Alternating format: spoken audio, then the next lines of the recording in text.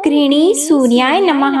मैं हूँ वामिका और आप सभी का हमारे चैनल आध्यात्मिक सागर में हार्दिक स्वागत है। आज रविवार के दिन आप सुनिए रविवार व्रत कथा। प्राचीन काल में एक राजा था और एक रानी थी। उनके पास सिपाही, घोड़े, दासियां, दास, धन दौलत सब कुछ था, सिर्फ उनकी संतान नहीं थी। इसी कारण वे दोनों राजा रानी बहुत दुखी रहते थे। संतान प्राप्ति के लिए उन्होंने हर तरह के दान, धर्म, धार्मिक अनुष्ठान, जप, मंत्र, पूजा पाठ आदि सब किया, लेकिन इससे उनका कोई फायदा नहीं हुआ। जब राजा और रानी वृद्ध होने लगे तो दोनों को बहुत ही चिंता हो गई। वे दोनों सोच में पड़ गए कि अब हमारे इतने बड़े राज्य का क्या होगा, कौन बनेगा इस राज्य का वारिस, कौन लेगा प्रजा की जिम्मेदारी। राजा और रानी दिन रात इसी चिंता में घुटने लगे। उन्हें खाने और पीने की भी सुध नहीं रहती थी। तो एक सुबह राजा के दरबार में एक साधु आता है तो दासी रानी को इत्तला करती है। तब वह दासी से कहती है, ये मेरा अंतिम दान धर्म है, इसके बाद मैं अपने हाथों से कोई दान धर्म नहीं करूंगी। रानी चावल भरा छाछ हाथ में लेकर बाहर आती है और साधु की झोली में भिक्षा डालने आगे बढ़ती है तो उसके चेहरे पर छाई उद्विग्नता साधु की दृष्टि में आती है। वह उससे पूछता है कि रानी साहिबा, आपको क्या हुआ है, आपको क्यों इतनी उदासी हो गई है। तब रानी साधु को सारी हकीकत बताती है और सिसकने लगती है। उस पर वह साधु कुछ पल गंभीर हो जाता है और कहता है कि चिंता मत करो रानी साहिबा, आपकी संतान की इच्छा पूरी हो जाएगी। आपकी कोख से एक पुत्र का जन्म होगा, मात्र वह 14 साल तक ही आप लोगों को मिलेगा। इसके आगे वह जीवित नहीं रह पाएगा। इससे बढ़कर आपको कुछ देना मेरे लिए संभव नहीं है। अपनी बात पूरी करते उसने अपनी झोली में हाथ डाला। झोली में हाथ डालकर थोड़ी सी भभूत निकालकर उसने रानी को दी और कहा, आप और महाराज दोनों इसे बांटकर ग्रहण कर लेना, तुम्हें जल्द ही पुत्र की प्राप्ति होगी। और वह साधु अपनी राह को चला गया। उसके जाने के बाद रानी सोचने लगी कि 14 साल तो 14 साल ही सही, उतने समय के लिए हमें पुत्र तो मिलेगा, यही काफी है। उतने साल तक मैं उसे जी जान से बड़ा करूंगी, उसे ढेर सारा प्यार और दुलार करूंगी, अपनी संतान की मुराद पूरी करूंगी। उस रात अपना सारा राज गाज खत्म करके राजा जब रानी के महल में गए तो रानी ने राजा को सारी बात बता दी और साधु की दी हुई भभूत राजा को दिखाकर बोली कि साधु महाराज ने ये भभूत हम दोनों को ग्रहण करने के लिए दी है। राजा बोले, इतना दान और धर्म किया, जप और तप किया, उसका कोई फल नहीं मिला। अब इस भभूत से हमें क्या संतान प्राप्त होगी। उस पर रानी बोली, जब इतना सब कुछ कर लिया तो अब ये भी सही, क्यों हम उस साधु के क्रोध को बुलावा दें। राजा को अब किसी बात पर विश्वास नहीं था, पर रानी को दुख ना पहुँचे इसलिए वह राजी हो गया। और राजा रानी दोनों नहाते धोते हैं, फिर अपने भगवान का नाम का स्मरण करते हैं, अपने पुरखों को स्मरण करते हैं और उस साधु महाराज का नाम स्मरण करके वह भभूत बांटकर दोनों खाते हैं। उसके बाद दोनों निश्चित होकर सो जाते हैं। तो कुछ दिन गुजर जाते हैं और साधु द्वारा कहे अनुसार रानी गर्भवती हो जाती है। उस पर राजा और रानी दोनों की खुशी गगन में नहीं समाती। राजा रानी से बोलते हैं, महारानी सचमुच साधु महाराज की कृपा हो गई। तो 9 महीने बाद रानी ने एक सुंदर पुत्र को जन्म दिया। राजा ने बड़ी धूमधाम से पुत्र का नामकरण किया। सारे राज्य में 8 दिन तक अनशन तर्पण रखा, उत्सव मनाया गया। आप पुत्र की कुंडली देखने के लिए राज्य के सबसे विद्वान पंडित जी को बुलाया गया। जो कुंडली देखकर पंडित जी बड़े चिंतित हो गए। कहने लगे, महाराज, हमारा राजपुत्र सिर्फ 14 साल तक हमारे पास रहेगा। राजा को इस बात की भनक तो थी ही, रानी को भी साधु महाराज की बात याद थी। दोनों चुप रह जाते हैं। उसके बाद राजा और रानी बड़े प्यार से बेटे की परवरिश करते हैं, उसकी हर ख्वाहिश पूरी करते हैं और थोड़े समय के लिए ही सही भगवान ने संतान की अपनी मुराद पूरी कर ली। इससे वे समाधान मानते हैं। राजपुत्र दिन प्रतिदिन बड़ा होता है। जब वह 7 साल का हो जाता है तो राजा एक अच्छे गुरु की नियुक्ति करके उसे पढ़ाई लिखाई, घुड़सवारी आदि 12 विद्याओं का शिक्षण देते हैं। जब वह सब शास्त्र विद्या में पारंगत हो जाता है और 12 साल की उम्र का हो जाता है, तब एक अच्छी सी राजकन्या खोजकर उसकी शादी करा देते हैं। तो 2 और साल बीत जाते हैं। बेटा 14 साल का हो जाता है। एक दिन राजपुत्र राजा से बोलता है, पिताजी, मैं अपना सारा राज्य घूमकर देखना चाहता हूँ। आज तक मैंने सिर्फ इस रजवाड़े के अतिरिक्त कुछ देखा नहीं है। बेटे की बात सुनकर राजा चिंतित हो जाते हैं, क्योंकि पुत्र को 14वां साल शुरू हुआ ही था। अब कोई अनहोनी होने का वक्त नजदीक आ पहुंचा था, लेकिन राजा यह सब बातें पुत्र को बता नहीं सकता था। राजा अपने चेहरे पर खुशी लाकर बेटे से कहता है कि हाँ, जरूर जाओ बेटा, तुम्हें अपना सारा राज्य घूमकर देखना चाहिए। कहाँ क्या है ये सब जानना चाहिए। कल मेरे बाद तुम ही को तो राजा बनना है। मात्र एक बात का ध्यान रखें, तुम जहाँ जा रहे हो, क्या कर रहे हो, ये बात अपनी पत्नी को नहीं बताना। पुत्र कहता है, ठीक है पिताजी, आपने जो कहा है मैं वैसा ही करूँगा। राजपुत्र दिन भर अपनी पत्नी के साथ रहता है, खुशियाँ मनाता है और रात को 12 बजे वह उठकर बाहर चला जाता है। फिर सुबह होने से पहले वापस अपने महल में आकर सो जाता है। ऐसा बहुत दिनों तक चलता रहा और पुत्र का 14वां साल खत्म होने में कुछ ही दिन बाकी रहे थे। इतने में उसकी पत्नी यानी छोटी रानी रात में जाग जाती है। वह देखती है कि बिस्तर पर राजपुत्र नहीं है। वह महल में सब जगह देखती है तो राजपुत्र कहीं भी नजर नहीं आते। तो वह क्या करती, किससे कहती? वह चुपचाप रहती है। फिर वह सुबह होने पर देखती है कि उसका पति अपनी जगह सोया हुआ है। वह पति से कुछ नहीं पूछती है, लेकिन दूसरी रात भी जब वैसा ही होता है, तीसरी और चौथी रात और कुछ दिनों तक ऐसा ही चलता रहता है, तब रानी बहुत ही चिंतित हो जाती है। उसके मन में ढेर सारे सवाल उठते हैं, लेकिन उसे पूछने में डर लगता है। शायद पति गुस्सा कर बैठे। सास ससुर से पूछने के बारे में सोचा तो उसकी कुल मर्यादा बीच में आ जाती थी। तो इस तरह वह मन ही मन घुटती रहती थी। इस हालत में उसे खाने पीने में दिलचस्पी नहीं होती थी। वह दुबली पतली हो जाती है। तो उस राज्य में फूल बेचने वाली एक बूढ़ी मालिन थी। वह हमेशा छोटी रानी को फूल देने उसके महल में आती थी। उस बुढ़िया का ध्यान छोटी रानी पर पड़ जाता है। वह उससे पूछती है, बेटी, तुम्हें किस बात का दुख है? तुम इस तरह सूख कर कांटा क्यों बनी हो? उस पर रानी कहती है, क्या बताऊं तुम्हें अम्मा, तुम्हारा राजपुत्र हर रात्रि को बाहर चला जाता है और सुबह वापस लौट कर आ जाता है। वह कहाँ जाता है, क्या करता है, यह सोच सोच कर मैं अन्न जल ग्रहण नहीं कर पाती हूँ और सूख सूख कर इस तरह कांटा बन रही हूँ। बुढ़िया सब बात सुनकर उसे एक उपाय बताती है कि बेटा ऐसा करना, आज रात को तुम सोना मत, उसके पीछे जाकर देखना कि वह कहाँ जाता है, क्या करता है और उसकी अच्छी तरह से पहरेदारी करना। तो छोटी रानी बोली कि अगर मुझे नींद आ गई तो बुढ़िया बोली कि तुम्हें नींद न आए इसलिए एक काम करना, अपने बाएं हाथ की उंगली में एक जख्म कर देना, उस पर थोड़ी सी मिर्ची छिड़कना, उससे तुम्हें बड़ी जलन होगी और उस पीड़ा से तुम्हें रात भर नींद नहीं आएगी। रानी बुढ़िया के कहे अनुसार वही करती है। उंगली की जलन से उसे बड़ी देर तक नींद नहीं आती, लेकिन बाद में वो सो जाती है। दूसरे दिन सुबह बुढ़िया फूल लेकर उसके महल में पहुंचती है और पूछती है, क्या हुआ बेटी, क्या तुम देख पाई कि पति कहाँ जाता है? रानी कहती है, नहीं अम्मा, पहले कुछ समय जलन के कारण मुझे नींद नहीं आई, पर कुछ देर के पश्चात मैं सो गई। बुढ़िया कहती है, कोई बात नहीं, आज तुम उंगली पर पहले से थोड़ा बड़ा जख्म करना और ज्यादा मिर्च लगाना।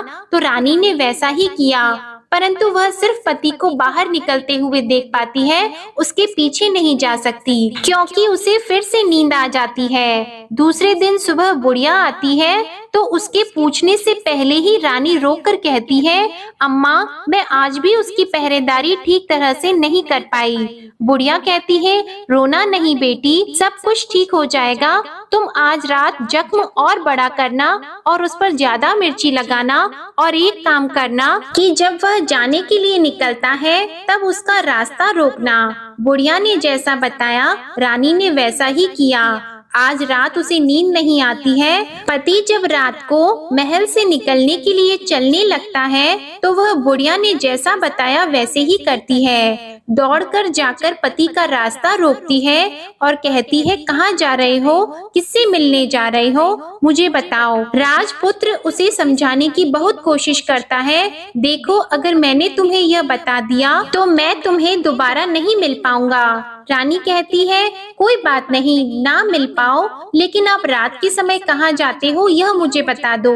राजपुत्र निरुपाय हो जाता है। पत्नी की जिद के आगे उसकी एक नहीं चल पाती। ठीक उसी समय उसका 14वां साल खत्म हो रहा होता है, 15वां साल लगने वाला होता है।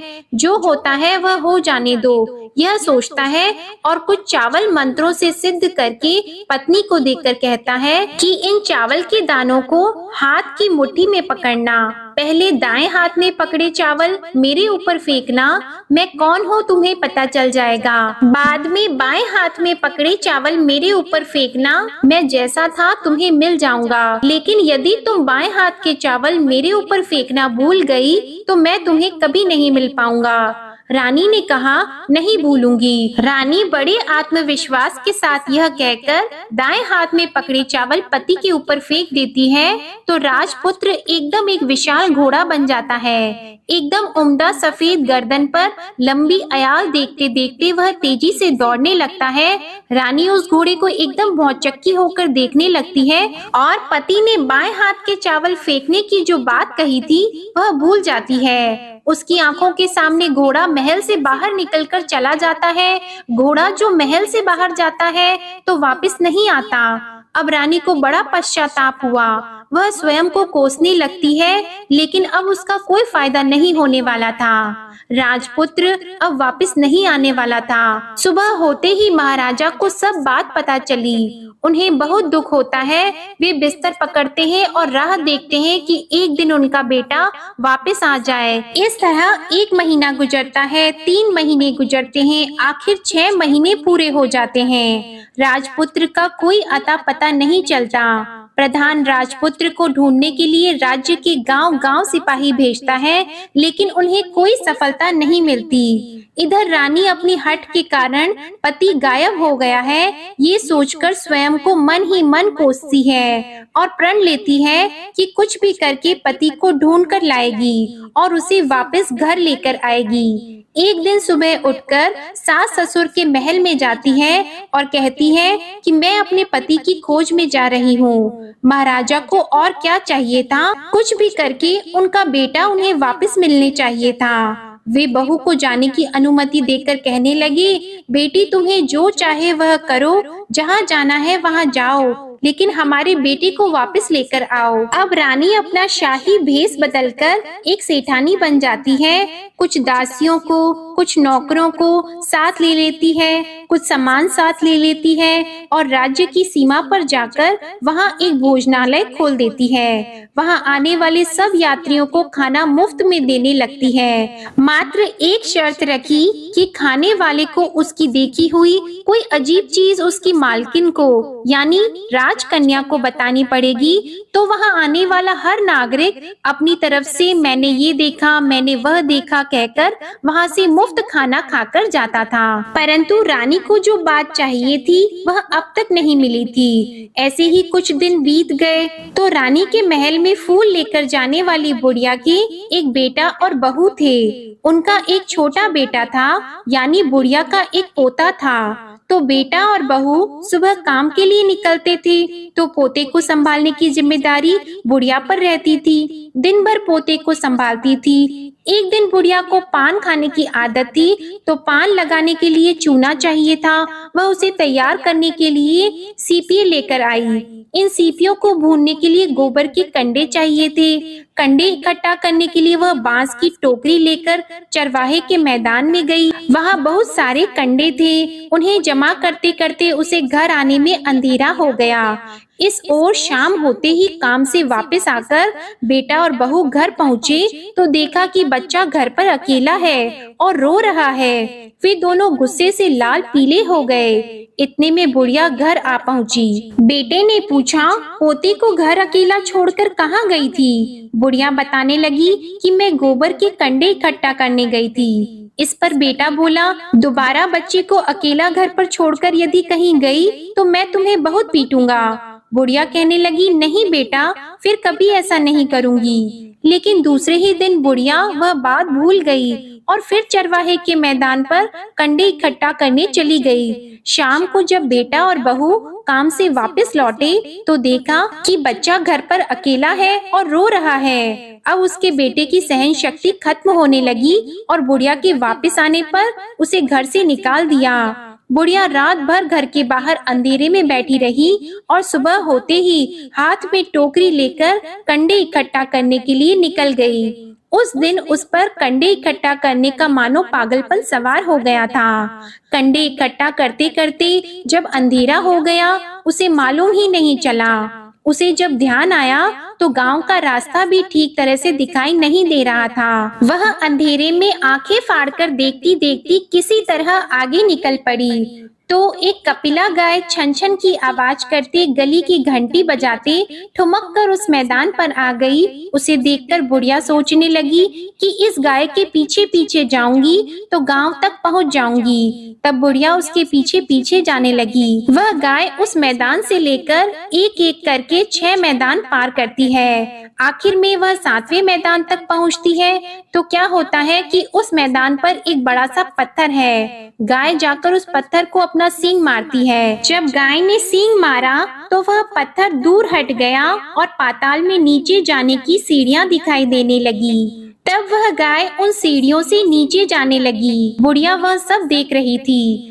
और झट से जाके गाय की पूंछ को पकड़ लिया। वह गाय के साथ नीचे पाताल में पहुंच गई और तुरंत ही गाय की पूंछ छोड़ दी और इधर उधर देखने लगी। उसने देखा कि वहाँ दीप और दिए जलते हैं और तेज रोशनी गाय के ऊपर पड़ती है और वहाँ अद्भुत घटनाएं घटने लगती है। गाय के नीचे जाते ही उसके गले में अपने आप सांकल पड़ गई और छमछम करके कोई दूध आड़ी में गाय का दूध दूहने लगा। लेकिन जो भी कोई वह कर रहा है वह मात्र दिखाई नहीं दे रहा है। बुढ़िया बहुत घबरा गई, कहाँ आकर फंस गई यह सोचने लगी और यहाँ वहाँ छिपने के लिए जगह ढूंढने लगी, लेकिन उसे कहीं भी जगह नहीं मिली। हर जगह उजाला ही उजाला था। तो वह एक कोने में खड़ी हो गई और जो कुछ सामने हो रहा था उसे चुपचाप देखने लगी। उसने देखा कि वहाँ एक उम्दा सफेद घोड़ा और 2 कुंड थे। उसमें से एक कुंड में उस घोड़े ने छलांग लगाई और ऊपर आ गया और उस घोड़े को अब राजपुत्र का रूप प्राप्त हो गया। उसने दूसरे कुंड के पानी में स्नान किया, वहाँ रखे नए कपड़े पहने और नजदीक ही एक सुंदर पलंग था, उस पर आकर वह बैठ गया। उसके सामने अपने आप 5 पकवानों की थाली आ गई। दूध की एक प्याली भी आ गई, 5 सुपारी आ गई। उसके सामने एक दिया जलता रहा और राजपुत्र ने खाना खाया, पानी पिया, 5 सुपारी खाई और बिस्तर पर लेट जाने से पहले सूर्य देव का स्मरण करके सामने जलते हुए दिए से पूछा, हे दीपंकर, मेरे माता पिता क्या कर रहे हैं? दिया बताने लगा, बेटे के शोक में डूबे हैं। राज कौन संभाल रहा है? तो उसने बोला कि राज्य प्रधान संभालते हैं। उसने पूछा कि मेरी पत्नी क्या करती है? तो दिए ने बोला कि उसने चौराहे पर भोजनालय शुरू किया है और आते जाते लोगों से वह नई खबर के बारे में पूछती रहती है। दिए के यों कहते ही राजपुत्र कहने लगा कि ठीक है। उसके बाद वह सो गया बुढ़िया कोने में खड़ी हुई सब देख रही थी। ऐसी अद्भुत घटना उसने जिंदगी में पहली बार देखी थी। उसे अंदर ही अंदर चुलबुलाहट होने लगी। वह अपनी भूख प्यास भूल गई और आगे क्या होता है कि उसे उत्सुकता से देखने लगती है। लेकिन उसके बाद और कुछ घटनाएं नहीं घटती। रात गुजर गई और सुबह हो गई। पलंग पर सोया हुआ राजपुत्र उठा और फिर से पहले वाले कुंड में छलांग लगाई। तो अब वह फिर से घोड़ा बनकर कुंड से बाहर आ गया। वह तेजी से उच्च पाताल नगरी से बाहर निकल गया, लेकिन वह कहाँ गया, बुढ़िया को कुछ पता नहीं चला। उसके बाद पिछली रात की तरह कोई उस गाय को छमछम करके दूध दोहने लगा। जैसे ही दूध दोहना खत्म हुआ, उसके गले की सांकल अपने आप खुल गई और वह गाय तेजी से ऊपर जाने लगी, सीढ़ियों की ओर भागने लगी। गाय को दौड़ता देखकर बुढ़िया सोचने लगी कि अब गाय के साथ यहाँ से ऊपर जाना ही समझदारी होगी, नहीं तो कोई मुसीबत आकर उसके ऊपर टपक जाएगी। झट से उसने गाय की पूंछ पकड़ ली और गाय के साथ ऊपर आ गई। गाय जब मैदान में पहुंची तो उस सुरंग का रास्ता अपने आप बंद हो गया और उसके मुंह पर एक बड़ा सा पत्थर पहले की तरह खड़ा हो गया। ऊपर आकर वह गाय जंगल की ओर निकल गई। इधर बुढ़िया एकदम बावली सी हो गई। उसने पाताल नगरी में जो कुछ देखा था वह जल्द से जल्द किसी को बताने के लिए उतावली हो गई। उसे एकदम याद आया कि नगर की सीमा पार कोई औरत भोजनालय चलाती है और नई बात बताने वालों को अच्छा खाना पीना मुफ्त में देती है। वह सोचने लगी कि क्यों न मैं ये बात उस औरत को जाकर बताऊं। यदि उसे ये बात पसंद आ गई तो बाकी जीवन खाने पीने के झंझट से मुक्ति मिल जाएगी। बुढ़िया ने मन में तय किया और तुरंत उस भोजनालय के द्वार पर टंगे नगाड़े के सामने खड़ी हो गई और जोर जोर से नगाड़ा बजाना शुरू कर दिया। नगाड़े का इस तरह शोर सुनकर मालकिन यानी छोटी रानी मन में प्रसन्न हो जाती है कि शायद कोई बड़ी बात लेकर यहाँ आया है। रानी सिपाहियों को आदेश देती है, जाइए और जो कोई आया है उसकी अच्छी तरह खातिरदारी कीजिए। आदेश पाते ही सिपाही नीचे दौड़ गए तो एक बुढ़िया नगाड़ा बजा रही थी। उन्होंने पूछा, क्यों नहीं बुढ़िया, क्या हुआ, क्यों नगाड़ा बजा रही हो? बुढ़िया बोली, कुछ नहीं बेटा, यहाँ खाना मिलता है ना, इसलिए आई हूँ। खाना चाहिए मिलेगा, लेकिन तुझे कोई नई बात बतानी पड़ेगी। हाँ बताऊंगी, एक बात मालूम है मुझे।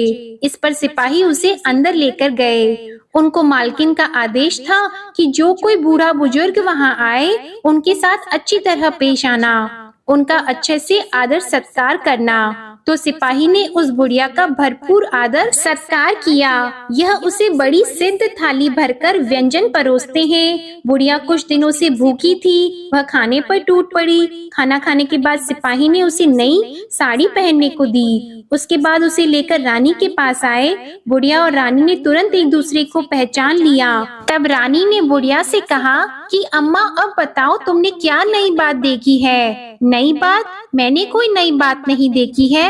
बुढ़िया बोली, वह तो मेरे पास तुम्हें देने के लिए खाने के पैसे नहीं थे, इसलिए मैंने झूठ कहा और नगाड़ा बजाया। रानी ने कहा, अम्मा घबराना नहीं, मैं किसी को तुम्हारा नाम नहीं बताऊंगी। फिर भी बुढ़िया ने कहा कि मेरे पास कोई नई बात नहीं है। इस पर रानी ने उससे कहा, देखो अम्मा, यदि तुमने मुझे वह नई बात बताई तो जिंदगी भर मैं तुम्हारी देखभाल करूंगी और तुम्हें रानी माता की तरह रखूंगी। अब बुढ़िया बताने को तैयार हो गई। उसने जो कुछ उस चारागाह वाले मैदान पर देखा था वह सब कुछ कुंवर रानी को बता दिया। बुढ़िया की वे बातें सुनकर कुंवरनी को यकीन हो गया कि वह राजपुत्र उसी का पति है। वह तुरंत बुढ़िया से कहने लगी कि अब माँ मुझे उस जगह पर ले चलो। तब बुढ़िया बोली, नहीं बेटी, वह पाताल राज्य है, सांप है। यदि किसी ने तुम्हें देख लिया तो तुम्हारी जान खतरे में पड़ सकती है। लेकिन रानी उसकी एक भी नहीं सुनती, उसे उस जगह ले जाने के लिए हठ करने लगी। आखिर में बुढ़िया ने उसका कहना मान लिया और कहने लगी, ठीक है, मैं तुम्हें वहाँ ले जा सकती हूँ, पर आज नहीं, कल वहाँ जाना है तो शाम को ही जाना होगा।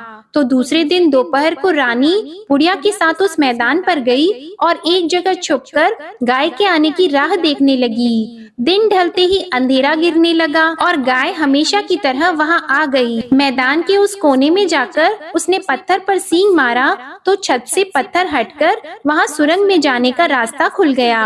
गाय उस रास्ते से नीचे उतरने लगी तो बुढ़िया रानी से कहने लगी, जल्दी आगे बढ़ो, हम गाय की पूंछ पकड़कर नीचे उतरेंगे। तो दोनों गाय की पूंछ पकड़कर नीचे उतर गईं। बुढ़िया पहले जिस कोने में छिपी थी उस कोने में छिप गई। अब नीचे सब कुछ पहले जैसा घटित हो रहा था। गाय के गले में अपने आप सांकल पड़ गई। कोई अदृश्य रूप से उसका दूध दोहने लगा। एक सफेद उम्दे घोड़े ने आकर एक कुंड में छलांग लगाई तो राजपुत्र के रूप में ऊपर आया। वह राजपुत्र दूसरे कुंड में नहाने लगा। बाद में उसके सामने खाने की थाली आ गई, दूध की प्याली आ गई, पान का बीड़ा आ गया। राजपुत्र सब ग्रहण करके सोने के लिए पलंग पर गया तो सोने से पहले सूर्य देव का स्मरण करके वह दिए से पूछने लगा, दीपांकर मेरे माता पिता क्या कर रहे हैं? तो दिया कुछ जवाब नहीं देता बल्कि वह बुझने लगता है। तब राजपुत्र को कुछ घटित हुआ है इसका संदेह हो गया। वह उदास हो गया और जो कुछ हुआ है वह हो जाने दो ऐसा सोचकर फिर से बिस्तर पर लेट गया। अब रानी का संयम छूट गया। वह दौड़कर पति के पास गई और उसके पैर पकड़ने के लिए आगे बढ़ने लगी। राजपुत्र तुरंत ही पत्नी को पहचान गया। वह छत से पीछे हट गया और चिल्लाने लगा, नहीं नहीं, मुझे मत छूना, सर्वनाश हो जाएगा। रानी दोनों हाथ जोड़कर पति से अपनी भूल स्वीकार करने लगी। स्वामी, मुझसे भूल हो गई। मुझे आपसे नहीं पूछना चाहिए था कि आप रात को कहाँ जाते हो। मैं अपनी भूल स्वीकार करती हूँ। मुझे मेरी भूल की सजा मिल गई है। अब आप घर चलो। आपके वियोग में आपके माता पिता ने बिस्तर पकड़ लिया है। आपकी प्रजा भी बहुत दुखी है। उस पर राजपुत्र कहने लगा, वही तो एक बार तुम गलती कर बैठी हो, अब दोबारा मत करना, नहीं तो अब मैं तुम्हें जो दिख रहा हूँ वह अभी नहीं दिखूंगा। रानी अब विलाप करने लगी, जोर जोर से जमीन पर सिर पटकने लगी। राजपुत्र के मन में उसके प्रति दया उत्पन्न हो गई। वह उससे कहने लगा, यदि तुम मुझे पाना चाहती हो तो तुम्हें एक काम करना होगा। काम कठिन है लेकिन वह तुम्हें अकेले ही करना होगा। रानी ने कहा, कहो स्वामी, कितना भी कठिन काम हो मैं वह पूर्ण करूंगी। रानी कहने लगी। इस पर राजपुत्र ने उसे बताया, इस पाताल से ऊपर जाते ही तुम्हें एक घना जंगल नजर आएगा। ऐसे 6 जंगल पार करने के पश्चात तुम्हें एक 7वां जंगल मिलेगा। वह जंगल सबसे घना है। उस जंगल के बीचों बीच एक पीपल का पेड़ है। उसके आसपास की जगह पत्ते, फंदे, जटाएं आदि से ढक चुकी है। वहाँ बाघ, शेर, सांप और भालू बैठते हैं। तुम्हें उन सबको भगाकर वह जगह साफ करनी है। उसको गोबर से लिपाई करके पवित्र बनाना है, रंगोली से सजाना है। उसके बाद वहाँ धूप, कपूर, अगरबत्ती जलानी है। फूल और कुमकुम से पेड़ की पूजा करनी है। दूध और दही से बने चावल का भोग चढ़ाना है। ये सब तुम्हें दोपहर को 12 बजे से पहले करना है। 12 बजने के समय तुम्हें उस जगह पर बैठकर सूर्य भगवान का ध्यान करना है। ठीक 12 बजे सूर्य भगवान का रथ वहाँ उतरेगा। वे सब देखकर खुश हो जाएंगे और कहेंगे कि जिस किसी ने भी ये सब किया है उसे मैं मनचाहा फल दूंगा। तो तुम सामने जाकर उसके रथ का दाहिना घोड़ा मांगना, मैं तुम्हें मिल जाऊंगा। इतनी बात कहकर राजपुत्र अपने पलंग पर सो गया और छोटी रानी भोर होने की राह देखने लगी। भोर होते ही वह बुढ़िया के साथ गाय की पूंछ पकड़कर ऊपर आ गई। ऊपर आने के बाद वह बुढ़िया से कहने लगी, अम्मा, अब मैं अकेले ही आगे जाऊंगी, तुम भोजनालय वापस चली जाओ। वह जंगल में जाकर राजपुत्र की बताई जगह ढूंढने लगी और स्वयं आरी से वह जगह साफ कर दी। बाद में राजपुत्र ने जैसे बताया वैसे ही लिपाई पोताई करके वापस आ गई। दूसरे दिन सुबह होने से पहले उठी और जंगल में उस जगह पहुंची। वहां जाकर इत्र और गुलाब का पानी छिड़ककर उस जगह सुगंधित धूप अगरबत्ती जलाकर उसे पवित्र किया और पूजा की सब सामग्री वहां तैयार कर सूर्य भगवान का ध्यान करके बैठ गई। जैसे कि पति ने बताया था कि दोपहर को ठीक 12 बजे सूर्य भगवान का रथ उस पीपल के पेड़ पर आकर रुका है। सूर्य भगवान ने जब रथ से नीचे देखा तो सुगंधित वातावरण देखकर वे बहुत प्रसन्न हो गए। फिर वे बोले, जिस किसी ने यह काम किया है वह यहाँ आकर आज मुझसे कुछ भी मांगे मैं उसे दे दूंगा। रानी ने जब ये शब्द सुने तो बिना समय गंवाए दौड़कर उनके सामने आ गई और उनको साष्टांग नमस्कार करके बोली, भगवान, वह मैं ही हूँ, मैंने ही यह जगह साफ की है। अच्छा, तो तुम्हें जो चाहिए वह मांगो। भगवान, मुझे आपके रथ का दाहिना घोड़ा चाहिए। सूर्य भगवान बोले, नहीं नहीं, मैं तुम्हें और कुछ भी दे सकता हूँ, लेकिन यह घोड़ा नहीं दे सकता। मेरे रथ के 12 घोड़े हैं, तुम चाहो तो कोई और घोड़ा मांग लो, लेकिन यह दाहिना घोड़ा नहीं, वह मैं तुम्हें नहीं दे सकता। छोटी रानी ने एक नहीं सुनी, वह सूर्य देव से एक ही बात कह रही थी, वही दाहिना घोड़ा दे दीजिए, नहीं तो मैं आपके पैरों में गिरकर अपनी जान दे दूंगी। अब सूर्य देव धर्म संकट में पड़ गए। उन्होंने वचन दे दिया था, अब अपने वचन से पलट भी तो नहीं सकते थे। ठीक है, दे दिया तुम्हें घोड़ा, सूर्य देव ने कहा। फिर एक बात और भी कही, देखो, मैंने तुम्हें घोड़ा तो दे दिया है, लेकिन वह तुम्हें यहाँ नहीं मिलेगा, तुम्हें उसे पाताल में जाकर लाना होगा। रानी बोली, पाताल में ही क्यों भगवान, मैं उन्हें पाने के लिए कहीं भी जा सकती हूँ। रानी को वचन देकर सूर्य देव अपने मार्ग को चले गए और इधर रानी जंगल से अपने भोजनालय में आ गई। फिर वह बुढ़िया को लेकर उस मैदान पर आ गई और जल्दी ही शाम हो गई। शाम होते ही वहाँ वह गाय आ गई और उसने सींग मारकर सुरंग का पत्थर हटाया और नीचे उतरने लगी। रानी और बुढ़िया जल्दी जल्दी उसकी पूंछ पकड़कर नीचे उतर गईं। नीचे पाताल में सब घटनाएं पहले की तरह ही घटने लगी। घोड़े का एक कुंड में नहाकर राजपुत्र बन जाना, नहा धोकर पलंग पर जाकर बैठना, तो उसे खाने की थाली, दूध की प्याली आना, पान का बीड़ा आना। लेकिन आज एक नई बात घटी। आज 2-2 थाली, 2-2 दूध की प्याली और 2-2 पान के बीड़े उसके सामने आए। वह कुछ नहीं बोला। अपने हिस्से की थाली खाकर, दूध पीकर और पान का बीड़ा चबाकर वह सोने चला गया और हमेशा की तरह दिए से पूछने लगा, दिए दिए दीपंकर, मेरे माता पिता क्या करते हैं? दिए ने बताया, वे दोनों तुम्हारे शोक में मरने की स्थिति में पहुंच गए हैं। ऐसा? झट से उसकी आंखों में आंसू टपकने लगी। फिर वह पूछने लगा, दिए दिए दीपंकर, मेरा राज्य कौन चला रहा है? तुम्हारा राज्य प्रधान चला रहा है और वह सब कुछ हड़प चुका है। वह प्रजा पर बहुत अत्याचार कर रहा है। यह सुनकर राजपुत्र को बहुत गुस्सा आया। वह गुस्से से अपनी मुट्ठी भींचने लगा। अब वह पूछने लगा, दिए दिए दीपंकर, मेरी पत्नी क्या कर रही है? अब दिया कुछ नहीं बोला और चुप रहा। अब रानी का संयम जवाब दे गया। वह दौड़कर पति के गले लग गई। अब मैं तुम्हें मिल गया। राजपुत्र कहने लगा, सच कहते हो? अब आप फिर से घोड़ा तो नहीं बनोगे ना? नहीं, दोबारा घोड़ा नहीं बनूंगा। तुमने जो इतने सारे कष्ट उठाए हैं मुझे पाने के लिए, इसलिए सूर्य देव ने मुझे सदा के लिए घोड़े के जन्म से मुक्त कर दिया है। राजपुत्र ने बड़े प्यार से कहा और उसे गले लगाया। उसके आंसू पोंछे और कुछ देर के पश्चात सुबह हो गई तो गाय की श्रृंखला टूटकर वह ऊपर भूलोक जाने लगी। रानी, राजपुत्र और बुढ़िया उसकी पूंछ पकड़कर ऊपर आ गए। ऊपर आने पर वे सीधे भोजनालय में पहुँचे। वहाँ का सब सामान लोगों में बांट दिया और उसको ताला लगाकर अपने राज्य में लौट आए। राजपुत्र वापस आता है और उसके तेवर देखकर प्रधान घबरा जाता है। राजपुत्र ने उसे बंदी बनाकर कैद खाने में डाल दिया और राज्य की बागडोर अपने हाथ में ले ली। उसके बाद वह अपने माता पिता को मिलने उनके महल में गया।